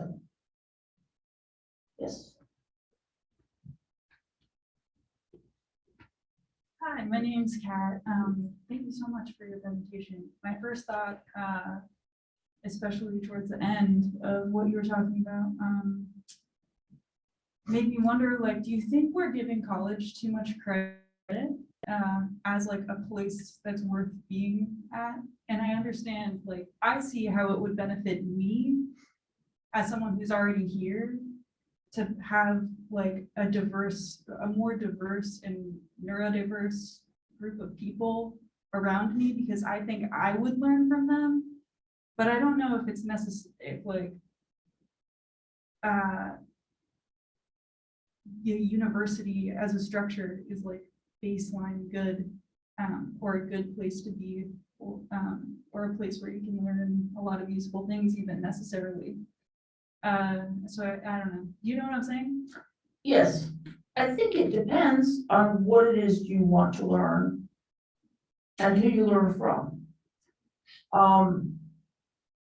I have learned a very great deal from people that were not at universities.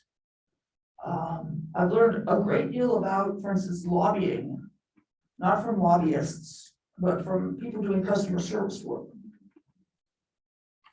People doing customer service work, we're doing it well, have a lot of skills for like helping to guide people to want one of the options you want them to want.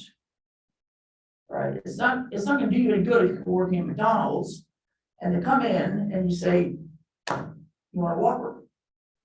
Right? Because you're not gonna give them a Whopper. You want to guide them to want a Big Mac if you're at McDonald's. And lobbying is very much about convincing our elected leaders that they want to do what we think they ought to want to do. They're not going to do it out of the goodness of their hearts. They're going to do it because they think it's a good idea. And I've learned far more from customer service workers than I have from political theorists. So I think it's both. I think there's a lot of stuff at universities that is very valuable. And I think there are some things that pretty much has to be done at universities. Like I think if you want to be a great chemist, you kind of got to be at a university these days. Largely because they won't sell you that stuff in the mail anymore. Which I'm not saying that's a bad thing.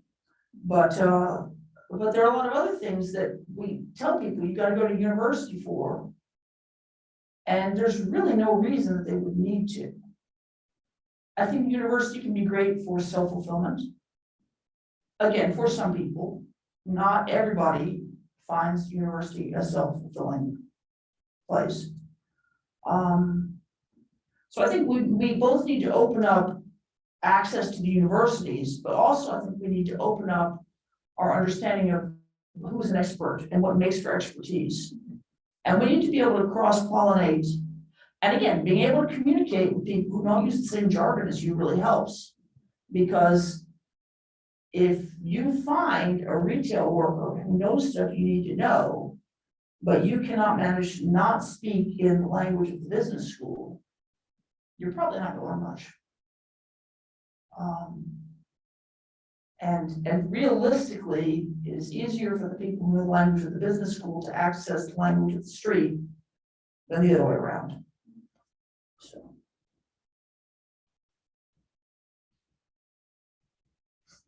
This has been amazing. So thank you for how generous you've been with your time. And I want to ask about the democratizing the process and how that squares with like, I think about self-advocacy on the one hand, or like gender self-determination for us trans folks, right? I feel like I get caught in these arguments that I didn't set up to begin with, where I'm either a man because I say I'm a man, right? I'm a trans guy, but I never call myself a man actually. So yeah, I'm trans because I say I'm trans, or because I was born that way, right? Or I get locked into these kind of debates that don't meet me where I'm at. So like when we're talking about self-advocacy and democratizing the process, like how do you square the fact that like I am who I say I am because I say I am without me losing the power of like, oh, well then I'm a caterpillar. Is this making sense? Like, I feel like sometimes our own power gets undermined when we are trying to subscribe to a different system's notion of democracy. So like I'm talking about Habermas, right? So like, I'm gonna democratize the process, just let the best argument win. That's fair, because everybody is rational and everybody will know what the best argument is. But how do we, that's obviously bullshit, just granted what you just said about we have different people who know different things in different ways and explain them differently. So I just don't know how, like, what is that? I just get frustrated at that point where we're trying to square what we're trying to do with systems that are pretty set on making sure that's impossible or very difficult to do it on their terms. Well, I think one thing is you don't necessarily have to buy into their terms. And I realize again, that's a really hard thing to say to people who get graded at the end of service semester. But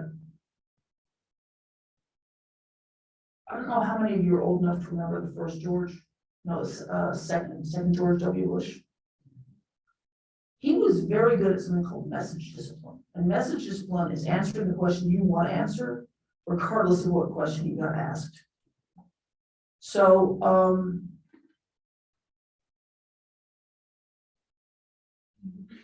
I mean, he was very good at it. He had backdrops behind him with the message on it. There was no way you could miss what he was trying to get across. Sometimes just not cooperating is very effective. There's a story I'm gonna probably tell Thursday about a group of people that mostly didn't speak. They were in a day rehabilitation center, which is one step below a sheltered workshop. And somebody decided they needed to learn leisure skills.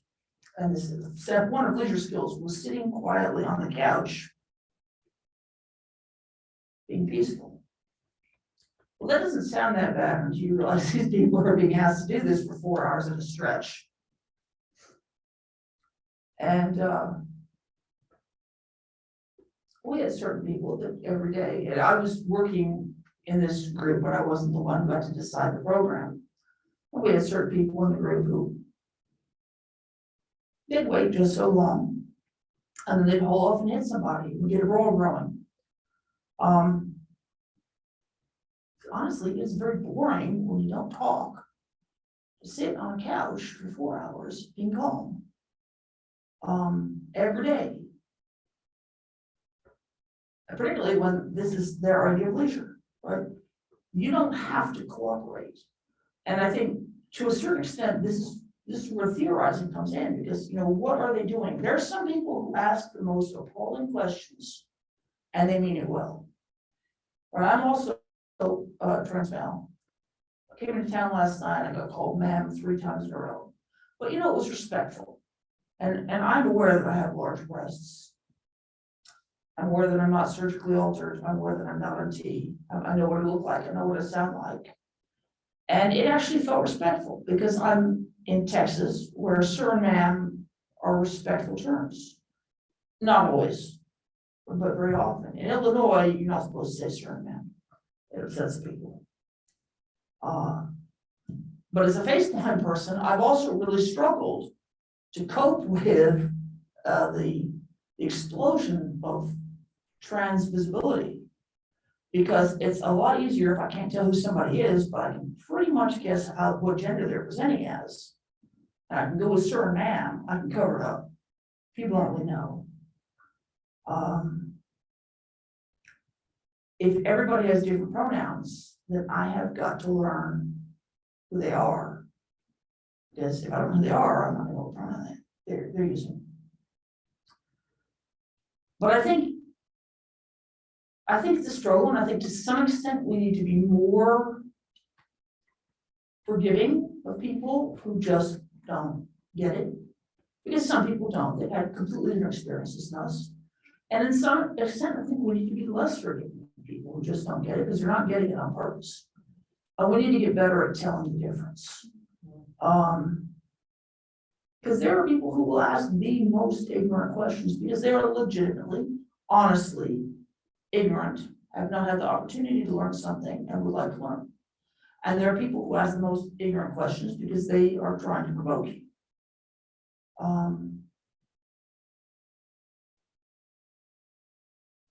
And I think it's a struggle. I think moving forward as an immense diverse group of people is a struggle. But I think it's a worthwhile struggle. I think it's a lot easier when you only have to worry about a small group of people. Like if you're only worrying about the European nobility, that's a pretty, you know, coherent group. It's a lot less, I mean, sure, they used to start wars and stuff, right? But they all had some shared understandings. We have far fewer shared understandings now with a far more diverse group of people that we're paying attention to. And of course, Europe was always pretty diverse. And the whole world was always diverse. But it wasn't all just the royalty, but the royalty is who we listen to. The only people we listen to are Gwyneth Paltrow and people who are like Gwyneth Paltrow. It's going to be easier. It's going to be less contentious. But I think it's also we're going to miss out on a very great deal. particularly this one, after I looked, we won't go there. We do have a question that's coming from the Q&A also, and Jazz is going to read it out. Hello. Can you all hear and see me? Yes, For those who that applies to. So this question is from Lindsay. And Lindsay asks, what are some resources you'd recommend to help us detrain the way we think about intelligence, to deprogram the ableism that society gave us, like books, podcasts, videos, writers, or people to follow on social media? Thank you. well, I think to a significant extent, we need to be looking at the people who are doing the work, which is the people with intellectual disabilities who meet the stereotypes of intellectual disability, right? Because like with all groups, you get a few people who get in, but they're the people who don't meet the stereotypes. You know, and then everybody's like, well, they're the exceptions. Liz Weintraub over at AUCD is very worth listening to. Roland's work is very worth listening to. People First of Canada does amazing work. They've written my favorite ever press release. And I know it's weird to even have a favorite ever press release, but it was a really good press release. Somebody said there was no such thing as ableism in Canadian society, and they're like, let us just explain this to you now.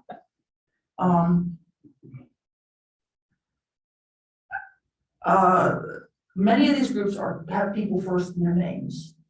Others have self-advocacy in their names. And you've got to be careful because, again, the neurodiversity movement, which is, it's not solely college educated people, but it's a far higher proportion of college educated people than the classic self-advocacy group, has also adopted the term self-advocacy.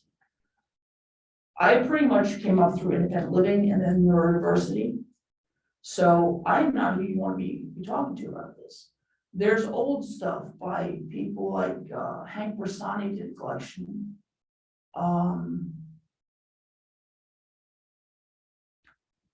Self-advocates in leadership, which is a Washington State group, they are starting to push for no means testing for public benefits, no gatekeeping. I said the gatekeeping itself is harmful, and I think it's a very good analysis, and it's not one I've seen made elsewhere. But I think also you just got to get to know people. And when you are tempted to think this person is just making no sense, I don't understand them, stop and try again to understand them. Just start with the assumption, the presumption of competence, that they have a perspective, they have thoughts about that perspective. Their perspective comes from somewhere. It doesn't mean it's right, but it comes from somewhere. And you should understand it before you discard it. There are people that I definitely think are wrong, but they mostly have reasons, and their reasons are rooted in different experiences than mine. My father, for instance, had very different politics than mine on the surface. We had very similar values. My mother and I had very similar politics on the surface. Our values were very different. And one of the things that I learned from my dad growing up was that if you push down, you don't look at the surface disagreement, but you keep pushing down, you can very often find where you do have areas of agreement. Currently, our society is incredibly politically divided.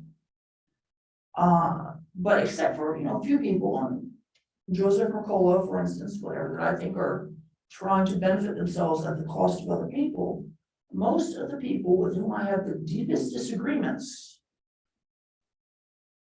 they're still people. They're still people, and they're probably about as scared and as confused and as overwhelmed as I am. And that's something in common. And that doesn't mean I have to agree with, if they are being racists, or if they are being ableists, or if they are, suggesting that certain people deserve to be killed, or I don't have to agree with that. But I can recognize that there's a deep level of humanity down there where they're scared and they're overwhelmed. And they have reasons for what they think, even if I do not accept those reasons. And I can recognize their humanity and their personhood, even if I don't give 1 inch on some of their beliefs. Because some of the beliefs I just will not yield on. But also, if I understand them and I talk to them respectfully, I'm a lot more likely to make a difference. So and no, I don't always want to do that. But if I'm going to engage with somebody, I might as well try to do it in a manner that has chance of changing either their mind or the mind of somebody watching. I don't know if that helps at all, Lindsay, but I think just get to know different people. Get to know the weirdest people you can. The people that you are automatically socialized to go look towards, we're all socialized to look towards the same people. If you see somebody on the street that's homeless, stop and say, hey, would you like me to buy us some pizza? Like, you can have a conversation, you can get to know somebody, you can get to know a little bit about somebody in an elevator ride. And you don't have to do this, but some of the most valuable things I've ever learned have been from just going up to people and interacting. Spend a lot of time in emergency rooms right now, not for fun reasons. Not that there really are fun reasons to hang out there, but just going up to people and saying, I heard you say on the phone that your phone's almost dead. I have a charger and a cord. Will this help? You can meet people and you can learn a little bit about life, and you probably learn a little bit about somebody who's different than you. And particularly if you don't specifically look for the people that are dressed like you and have their hair cut like you. That's just what I found. It's just go in the opposite direction from where society tells you to go, because that's where the interesting people are. And more than that, I mean, there's interesting people in centers of power. There's some cool people in centers of power, but they don't have much time. People who have time to teach you are on the margins. So you're much better off going there. Does that help? Yes, Lindsay. How would I know? Lindsay says in the chat, thank you, and especially liked the portion where you said presumption of competence doesn't mean they're right, but it comes from somewhere, and you should understand it before you discard it. They have different reasons rooted in different experiences than mine. So that, yes, Lindsay was very satisfied with your answer. And I was wondering if I could ask a question. I'm wondering if you have any insight on how to build relationships with people who are incarcerated in institutions, especially if you are someone who has lived experience with institutions and may have difficulty in those spaces.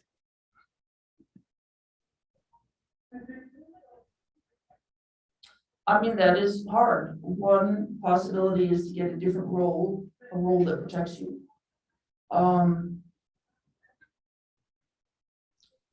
One possibility is to go to places like Best Buddies, and I don't like Best Buddies, but they serve a purpose. This is an organization where they match you with somebody who usually has an intellectual disability, and you go out and you do stuff together.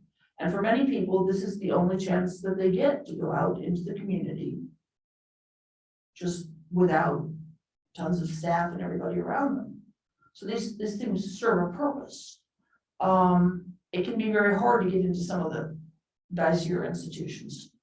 But there are all kinds of institutions out there. You can become a CASA volunteer because a lot of those kids are institutionalized. You could, and increasingly some people are getting access to technology. So we're getting video feeds in now. That's one thing the pandemic did help us with. So it's more possible, but yes, it is really hard because segregation is a natural consequence of this. And segregation is hard to cross. I'm sorry, that's a very inadequate answer. I think it's a very understandable answer given the circumstances. Thank you so much. Okay, I'm just going to let people know that we are at 6 o'clock now. And we want to be mindful of people's time. But Cal, are you interested in hanging out afterwards if there's any other questions? Sure. Okay. So I am going to just let folks know that we're going to end the cast here. And you can put some questions in, and Jazz might stay on with us for a little bit if they would like to, and we can continue on. And I want to thank Cal as an elder and an advocate for being here with us to talk about all of these things. That was beautiful and lovely, and thank you for making it here. And I look forward to your other topics in the next couple of days. Thank you so much, all of you, for putting up with my bullshit for 2 hours. Even my dog won't do that anymore.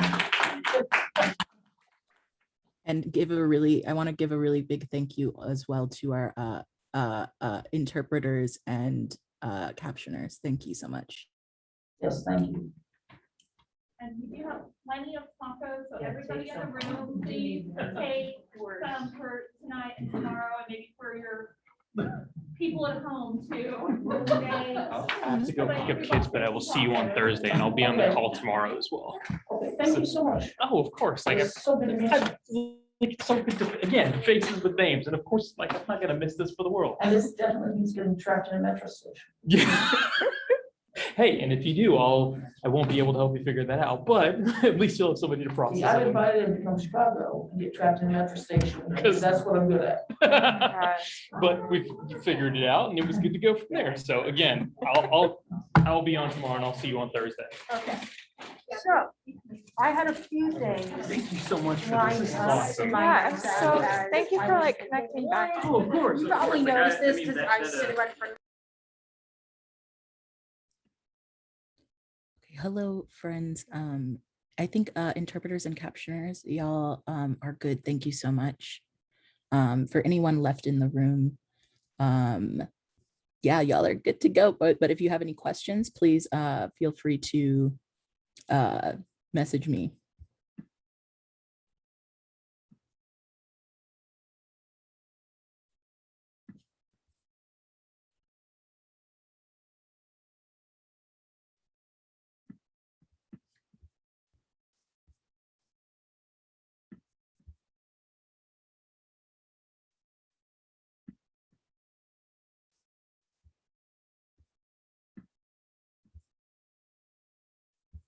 Andrew, are you still there?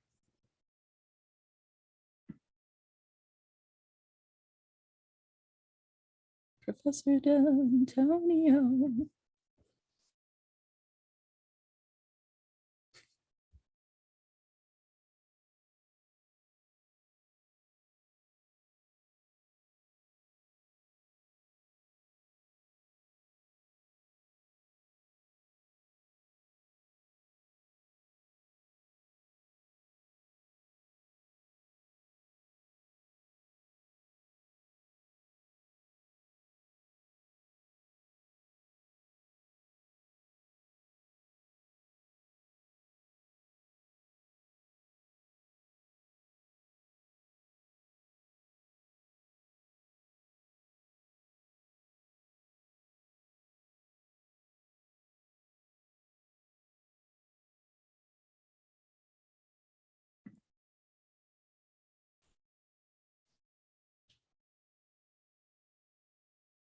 I think you're muted. I muted you for a second. Here we are, unmuted. I love what you're doing. And if you go in there and you say, look, you know, I really want to understand this. Start like, and you'll try and figure out So how- cool. So cool. Andrew, are you able to So save the freaking screen? cool. So I have it on this. First of all, it'll get saved with the recording. Okay. Because everything is same, but I also have the URL and I have it up right now. And so I'll copy paste it into a Google Doc and we can save it that way and stuff. And I think we're still recording. So we're immortalizing this conversation right now. That's very meta. Wow.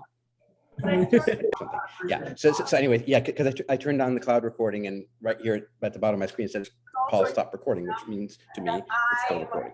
So whatever. I mean, I don't know that if we can catch there in the background what Cal's saying. Whatever, but thank you so much, Jazz. So amazing. Thank you, Nick, Dr. Nick. So amazing. Cal is just, I don't even know what to even do. I don't even know what to do. I just know what to do. But I'm glad we recorded it. And you know, we had about 30 some people online. I don't know how many people are there in the room. And we had about twice as many sign up in advance. So we do have email addresses too, and we can send a link afterwards if we want. So anyway, we can talk about that stuff later. My intellect, especially in like the more high spaces. How many people showed up in person, Dr. ish? Probably about 10, 12. Great. Cool. So like, Cool. Well, I'm glad Shaylin made it there because I know that.